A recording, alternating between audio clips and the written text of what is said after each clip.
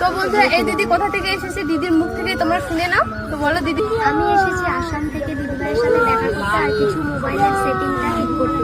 তো তোমরা তো ভিডিও দেখলেই। তো প্রিয়াঙ্কা দিদিভাই বলেছিল ওর মোবাইলে নাকি একটা ভিডিও শ্যুট করবে আমাকে নিয়ে, কারণ আমি এত দূর থেকে এসেছি তাই। তো তারই প্রশ্ন উত্তর দিচ্ছিলাম আমি, দিদিভাই জিজ্ঞাসা করছে আর আমি বলছি। তারপর দিদিভাইয়ের মিষ্টি মেয়ের সাথে দেখা হয়ে গেল। দেখো ওর মেয়েটা কিন্তু অনেকটাই কিউট।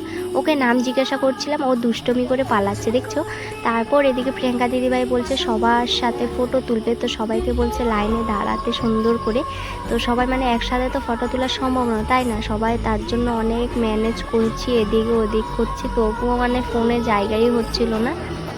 তো দেখো সবাই বলছে এখন সুন্দর করে এক সাইডে তোরে ফটো তুলবে, আর এত মজা লাগছিল না ফটো তুলতে কি বলবো।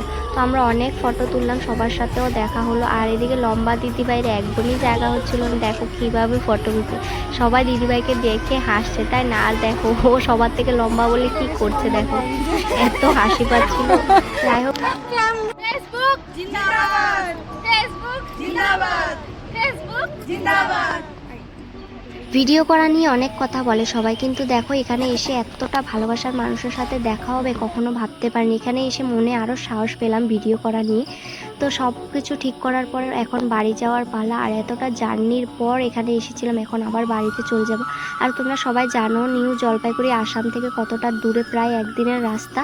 তো সবার সাথে দেখা করে সবাইকে ভাই ভাই টাটা বলে এখন চলে যাচ্ছি বাড়িতে। আর আমাদের বিকেলে ট্রেন আছে 7:30টার সময়। এদিকে অলকা দি প্রিয়াঙ্কা দিদি রিলস ভিডিও করছিল, আমিও কয়টা রিলস ভিডিও করেছি। যাই হোক সবাই খুব ভালো, সত্যি আমার তো খুবই ভালো লাগে।